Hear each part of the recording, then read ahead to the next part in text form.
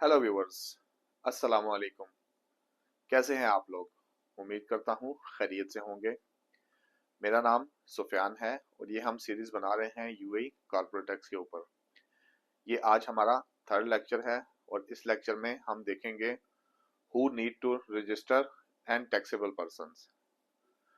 तो आइए आज का लेक्चर शुरू करते हैं। अब इस लेक्चर में सबसे पहले जो हमने चीज देखनी है वो एक सवाल है, do you need to register for UAE corporation tax? ठीक है, हमें सबसे पहले ये सवाल करना है कि क्या हमें यूएई कॉर्पोरेट टैक्स के लिए रजिस्टर करना है। उस सवाल से पहले मैं थोड़ा सा इंट्रो देना चाहूंगा कि पिछले लेक्चर में हमने पढ़ा था स्ट्रक्चर और scope of corporate tax law.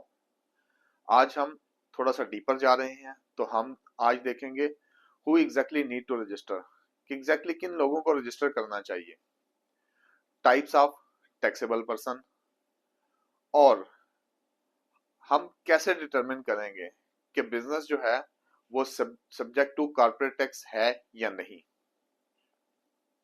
अब who need to register for UAE corporation tax? सबसे पहले हर एक बिजनेस एंटिटी, ठीक है, जो यूएई के अंदर काम कर रही है, जो यूएई के अंदर पैसा बना रही है, जो यूएई के अंदर बिजनेस कर रही है, हाँ वो मेनलैंड के अंदर हो या फ्री जोन के अंदर, वो कहीं भी एग्जिस्ट कर रही है यूएई के अंदर, तो उसे सबसे पहले अपनी जो टैक्सेबल ऑब्लिगेशंस हैं इनको देखना होगा। ठीक है, उनको एक्सेस करना होगा और फिर उसकी बिना पर देखना होगा कि क्या वो क्वालिफाई करता है as a taxable person under UAE law या नहीं। और इसमें एक चीज ये देखने वाली है कि अगर इवन आपका जो प्रॉफिट है, वो जो मैंडेटरी थ्रेश होल्ड है, वो जो थ्रेश होल्ड 375,000 का थ्रेश होल्ड है, ठीक है, वो क्रॉस नहीं भी हो रहा, ठीक है, तो भी रजिस्ट्रेशन जो है वो मैंडेटरी है। ठीक है, रजिस्ट्रेशन मैंडेटरी है। ठीक है, सिर्फ उसका बेनिफिट ये होगा कि आपको 0% पे जो है कॉर्पोरेट टैक्स फाइल करना होगा, आपको उस पे टैक्स पे नहीं करना होगा। लेकिन आपको ये अगर थ्रेशोल्ड क्रॉस नहीं भी हो रहा तो भी आपके ऊपर रजिस्ट्रेशन करना लाजिम है। अच्छा, अब आगे देखते हैं हम कि टैक्सेबल पर्सन होता कौन है यूएई कॉर्पोरेट लॉ के अंदर। तो इस लॉ के अंदर टैक्सेबल पर्सन इन मखसूस कैटेगरीज में आता है। सबसे पहली कैटेगरी होती है रेजिडेंट पर्सन, एक रिहायशी जो कि यूएई के अंदर आके रह रहा है, ठीक है, वो उसमें अब होगा, देखें, लीगल पर्सन।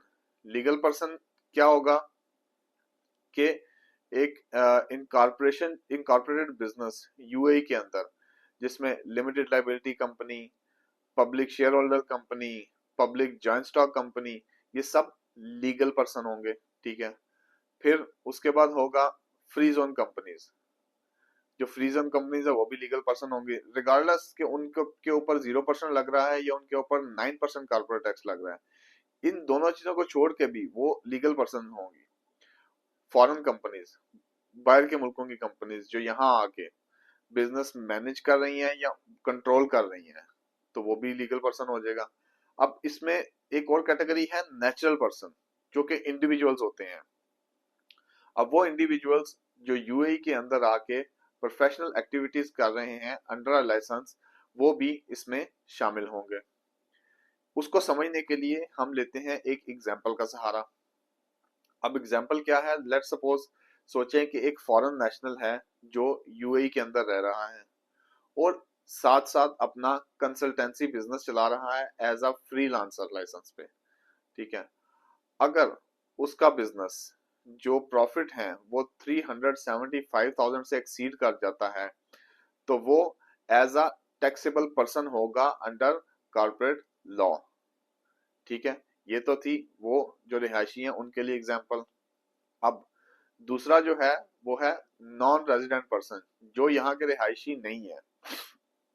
अब नॉन रेजिडेंट पर्सन के हवाले से हम देखेंगे कि वो एक एंटिटी है या एक इंडिविजुअल है, दोनों में से कोई भी हो सकता है, जो कि यूएई का रेजिडेंट नहीं है, लेकिन वो जो एक खास क्राइटेरिया के ऊपर उतरता है।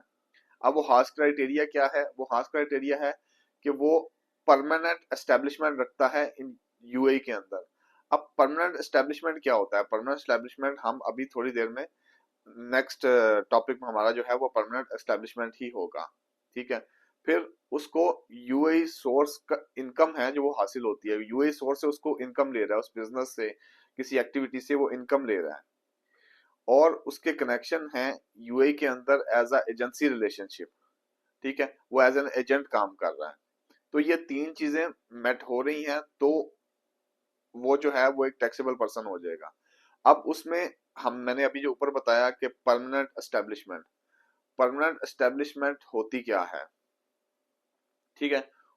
परमानेंट एस्टेब्लिशमेंट को जानने के लिए हमें थोड़ा सा इसको समझना पड़ेगा कि परमानेंट एस्टेब्लिशमेंट रेफर होती है फिक्स प्लेस ऑफ बिजनेस, ठीक है, जिससे एक फॉरेन कंपनी, ठीक है, कुछ हिस्सा या सारा का सारा बिजनेस यूएई के अंदर कर रही है। For example branch office, warehouse or representative office. अच्छा, ये बड़ा अहम है। इवन कंपनी जो है उसकी ऑफिशियल रजिस्ट्रेशन नहीं है यूएई के अंदर, लेकिन ऐसा पॉसिबल है, हो सकता है वो लाइबल हो यूएई कॉर्पोरेट टैक्स के अंदर। अगर उनकी सिग्निफिकेंट प्रेजेंस होगी बिजनेस के अंदर तो वो लाइबल होगी, ठीक है, वो यूएई कॉर्पोरेट टैक्स उस पर लगेगा। अगर वो उसका रिप्रेजेंटेशन भी है, इवन उसकी ऑफिशियली कुछ लाइसेंस वगैरह कुछ नहीं है, लेकिन वो कुछ ड्राइव कर रही है तो वो लाइबल हो जाएगी कॉर्पोरेट टैक्स के लिए। अब नेक्स्ट है फ्रीलांसर्स और इंडिविजुअल्स, ठीक है। इस कॉर्पोरेट टैक्स के लॉ के अंदर फ्रीलांसर्स भी कवर होते हैं, ठीक है। उनको कवर होने के लिए क्या शरायत है कि एक तो वो ऑपरेट कर रहे हो यूएई के अंदर कमर्शियल या फ्री लाइसेंस के अंडर, ठीक है, और उनके बिजनेस की नेट इनकम जो है वो 375,000 से एक्सीड कर रही हो। लेकिन इसमें ये चीज समझने वाली है कि पर्सनल इनकम जो एम्प्लॉयमेंट से हम हासिल कर रहे हैं, या कोई रेंटल इनकम आ रही है, या इन्वेस्टमेंट आ रही है जो कि नॉन उसके रिटर्न आ रहे हैं नॉन टैक्सेबल के अंडर, उनकी इन्वेस्टमेंट है उससे रिटर्न आ रहे हैं, ठीक है, तो ये चीजें जो हैं ये उसमें शामिल नहीं होंगी। इसको समझने के लिए मैं एक एग्जांपल दूंगा। एग्जांपल क्या है? अगर एक सैलरीड पर्सन जो कि किसी एक कंपनी में काम कर रहा है, तो वो कॉर्पोरेट टैक्स सब्जेक्ट के लिए कॉर्पोरेट टैक्स के लिए वो नहीं होगा, उस पर कॉर्पोरेट टैक्स नहीं लगेगा। लेकिन अगर एक लाइसेंस्ड फ्रीलांसर है और वो अर्न कर रहा है 450,000 पर ईयर, ठीक है, तो उसे रजिस्टर करना पड़ेगा और कॉर्पोरेट टैक्स पे भी करना पड़ेगा जितनी उसकी इनकम 375,000 एईडी से ऊपर होगी, ठीक है। अब ग्रुप एंटिटीज और उनकी ब्रांचें, तो यूएई के अंदर जो यूएई कंपनी है और उसकी अगर ब्रांचें हैं तो वो ब्रांचें और वो यूएई कंपनी एक टैक्सेबल एंटिटी कहलाएगी और उनकी एक सिंगल रिटर्न ही जाएगी। और यूएई के अंदर कोई फॉरेन कंपनी हो, कोई बाहर की कंपनी हो, और उसको एज अ मतलब वो काम कर रही हो यूएई के अंदर से, अपना सिग्निफिकेंट बिजनेस ले रही हो, तो उसको as non resident permanent establishment कहलाएगा। ये ब्रांच भी हो सकती है किसी फॉरेन कंपनी की, ठीक है। अब कुछ कुछ सूरतों में जो फॉरेन ब्रांच है यूएई कंपनी की, उस पे टैक्स लागू नहीं होता। सिर्फ एक शर्त है जिसमें उस पे ऊपर यूएई कॉर्पोरेट टैक्स लगता है, अगर वो जिस जुरिस्डिक्शन के अंदर है और उस पे वहां पे कोई कॉर्पोरेट टैक्स नहीं है, यूएई कंपनी की फॉरेन ब्रांच की बात कर रहा हूं मैं, ठीक है, और उस पे कोई कॉर्पोरेट टैक्स नहीं है तो उस पे यूएई का कॉर्पोरेट टैक्स लगेगा। हमने लास्ट लेक्चर में ये चीज पढ़ी थी कि कॉर्पोरेट टैक्स का मकसद क्या है, कि हार्मफुल बिजनेस जो एक्टिविटीज हैं जो ये टैक्स को बचाने की कोशिश है उनको खत्म किया जा रहा है, और एक सिंगल पैटर्न लाया जा रहा है कि हर जगह पे हर कंपनी टैक्स की लायबल हो।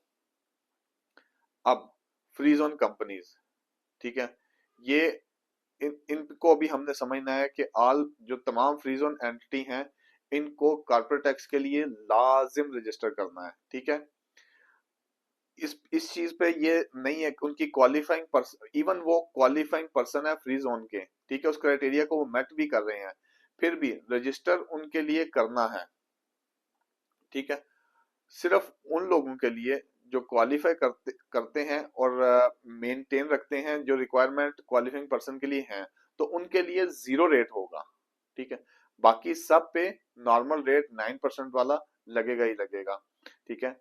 एक फ्री जोन कंपनी जो है वो मेनलैंड के अंदर काम कर रही है, यूएई के अंदर, ठीक है, और उसकी जो इनकम है वो क्वालिफाइंग इनकम नहीं है, तो उसे 9% कारपोरेट टैक्स उस पोर्शन पे देना पड़ेगा जो वो मेनलैंड बिजनेस के अंदर कर रही है। तो ये थी वो कंपनियां जिनको रजिस्टर करना है और कारपोरेट टैक्स पे करना है। अब रजिस्ट्रेशन की टाइमलाइन, रजिस्टर एफटीए ने एक डेडलाइन दी थी रजिस्टर करने के लिए based on month of licence issue, कि जिस मंथ में आपका लाइसेंस इशू हुआ है उस मंथ के हिसाब से आगे 9 महीने की वो डेडलाइन थी उसकी, कि उसके अंदर आपको रजिस्टर करना है, और अगर उसमें आप रजिस्टर नहीं करेंगे तो आपको पेनल्टीज आएंगी। अब जो नए लाइसेंस इशू हो रहे हैं उनके लिए डिफरेंट टाइमलाइन आएगी। ये जो प्रीवियस टाइमलाइन थी ये उन लोगों के लिए थी जो पहले से काम कर रहे हैं, उनका ईयर एंड उनकी उनकी टाइमलाइन उस हिसाब से डिसाइड की गई थी। तो उस पे आपने एफटीए के नोट्स में नजर रखी होगी, और आप उम्मीद करता हूं कि मोस्टली लोगों ने रजिस्टर कर भी लिया होगा, क्योंकि जिन लोगों ने अभी रजिस्टर नहीं किया हुआ उन लोगों को फाइन आ चुका है, और मैंने लास्ट लेक्चर में बताया भी था कि जिन लोगों को फाइन आ चुका है अगर वो ईयर एंड होने के 7 महीने के अंदर पे कर देंगे तो वो लाइसेंस के ऊपर जो फाइन है वो या रिवर्स हो जाएगा या माफ हो जाएगा। तो ये चीज पे आपने नजर रखनी है। अब इसमें की पॉइंट्स, हम की पॉइंट्स देखते हैं कि तमाम बिजनेस को रिगार्डलेस ऑफ उनका इनकम लेवल, ठीक है, उसको आप रजिस्टर करना ही करना है।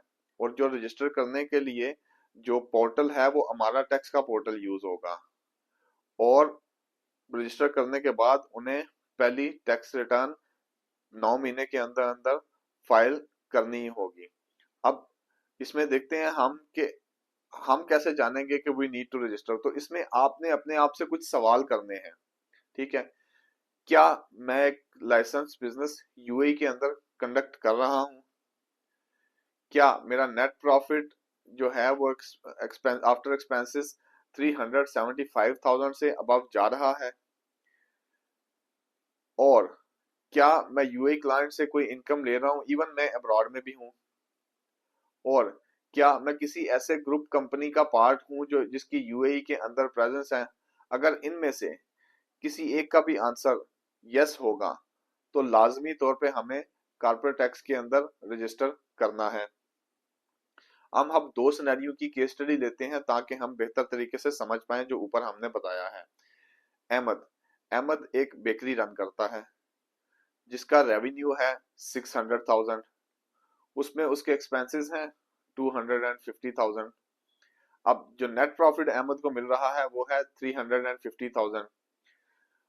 अब अहमद को रजिस्टर करना है, हालांकि जो उस वो इनकम ले रहा है वो 375 के थ्रेश होल्ड से नीचे है।